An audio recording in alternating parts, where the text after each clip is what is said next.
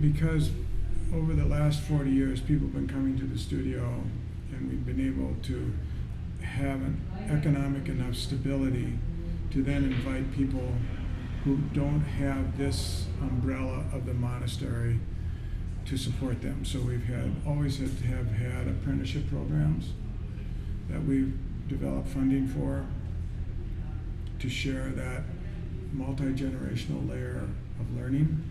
Emerging artists, visiting artists, so like Laura Youngbird, who came 15 years ago as an emerging artist under Jerome Foundation, has come back as a mid-career artist, bringing other members of her community with her so that they can touch the clay that's 144 million years old. They don't have to be in an environment that has been industrially motivated, or that they've done industrial mining to get their materials.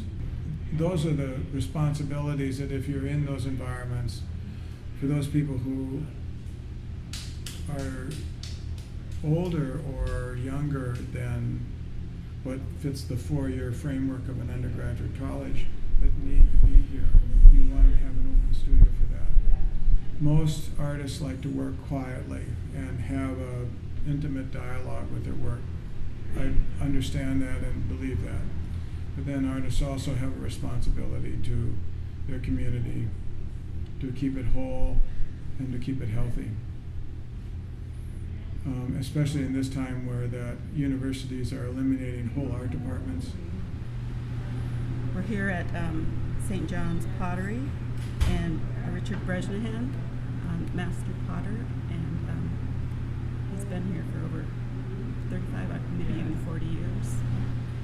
I work at Plains Art Museum. I'm the director of the Native Art Programs, and it's my job to do a lot of programming to help and encourage and sustain Native artists, and it's really fun. It's really amazing to be able to do that. This is an off-site workshop in collaboration with St. John's University, and we're focusing on a little bit about Native pottery, but hand building as well. And I have a small group of Native ceramic artists, which were hard to find. But there are more out there, and maybe we can get the word out and maybe try it again. So I'm excited about that. It's been a really enjoyable experience so far. I just am overwhelmed that there is so much to learn from the master potter, Richard Bresnahan, and to share learning with other people from other disciplines in clay. Some of the things that I've been working on here at the workshop is I've been trying to imitate Ojibwe cookingware, which this is my example. The little rounded bottom this part would sit on a rock and this part would face the fire. So I'm hoping that it looks natural when it's fired in the big wood kiln in a couple years. And so this is what I'm doing today. I'm very happy to have been invited. I am known as Bambi Goodwin. It's not my birth name, but it's been my name since I was 2, and since everybody calls me that, I've used it as my artist name over the years. That's a long time to have it. It's a nickname, but now it's stuck. I like working with my hands and the earth, and a lot of my designs I use plants and animals, which I get inspired on my walks in the woods and behind our property. The turtle being very instrumental in Ojibwe history. North America is considered Turtle Island, so there's a legend that goes with that, how back when the earth was flooded, the turtle was part of the rejuvenation of the earth again, or the reinstating North America. And they also stand for wisdom and long life.